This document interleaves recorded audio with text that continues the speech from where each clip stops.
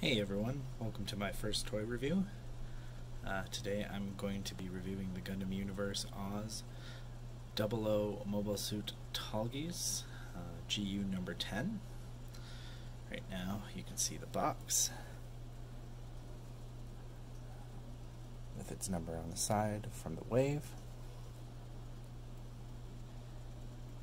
Back information. CG render on the side. There's the front of the box with the artwork. I'll unbox this and then we'll take a closer look. So out of the box you'll see that the Tallgeese comes packed with its backpack burners, shield, an extra hand for holding a gun, and its Dober Rifle. In the shield you'll see two beam saber effects, which look like it could only be held by his gun hand, but I have extra accessories here and I know those come out, so I'll see if additional hands work with that particular mobile suit. So here is the Tallgeese unboxed with all his accessories taken out. We'll take a look at articulation on this guy. One thing to note about the thrusters for the backpack is only the wings open. They do not reveal any verniers. Head sits a little high off the neck as well, but he does have some newer ab crunch. And this piece here is separate. And I don't think on the other mobile suits it sits like that. If you bend them too far, you'll pop them off. There's no waist twist, so it all comes at the abs. The arms are on those classic big ball pegs. Go all the way around, up. The cut in the shoulder pad allows you to lift that up a little bit more. Arm goes out. You get a 90-degree angle there. It is limited by the chunkiness of the armor. The side skirts move on two sections, so they move at the hip and they also adjust at the base. Backpack skirt does not move back, so that limits your backwards leg articulation. Your forwards leg articulation goes about that high. Got your ankle pivot. Head can rotate 360. So as far as articulation goes, he's pretty good. The pieces on the back, they only look articulated at one point. They do not bend here, just up here. So we'll pop his accessories on and then I'll see if other Gundam hands fit for him to hold beam sabers, and if the beam sabers work with the other beam sabers beams that other Gundam Universe figures have come with. There's also some articulation in the front flaps, but those don't really get in the way of the leg articulation based on the Tallgeese's design. So I've placed the Tallgeese accessories on. I used an extra hand from another Gundam Universe figure, I think. I used a holding hand from either the Gundam Unicorn or Death Scythe to hold the saber in the left hand. I used an extra beam from my Banshee, and it does fit into the Tallgeese's beam saber that are housed in the shield.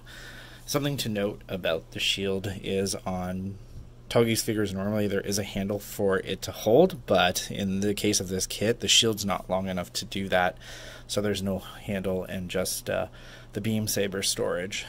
The Dober Rifle is attached as well. The handle does bend, which will allow you to get some articulation out of it and also fit it into the Tallgeese's hand. These accessories are also very tight fit, so when you're adding them on, you want to make sure that they snap into place, or else they'll sit very loosely on those ball pegs and they'll jostle around. So as I said earlier, the backpack burners only go up and down. You can twist them this way and that way, get some dynamic poses out of that. As far as accuracy to the Gundam itself, this mobile suit probably is close to the original, but I wouldn't say it's as spot on as, let's say, Death Scythe. Do a little turn.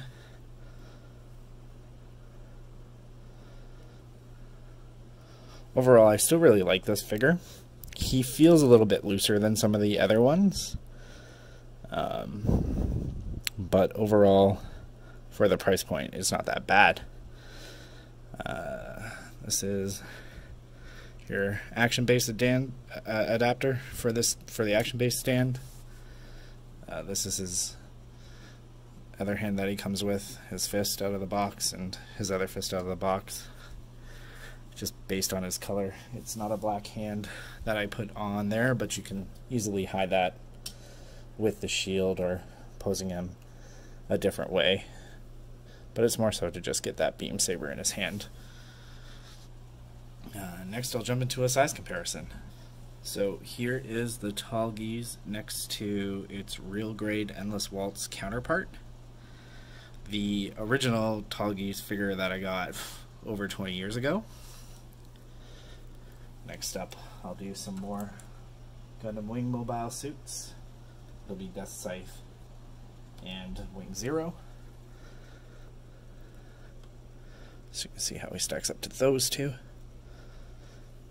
I also put a beam saber in Wing Zero's hand because he felt naked without one.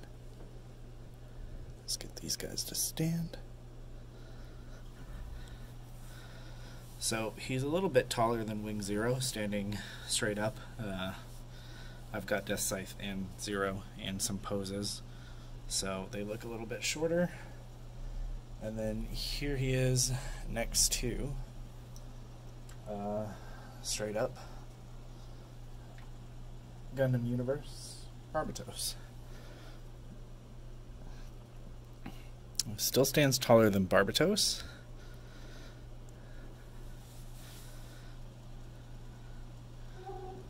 And here is Tallgeese once again by himself.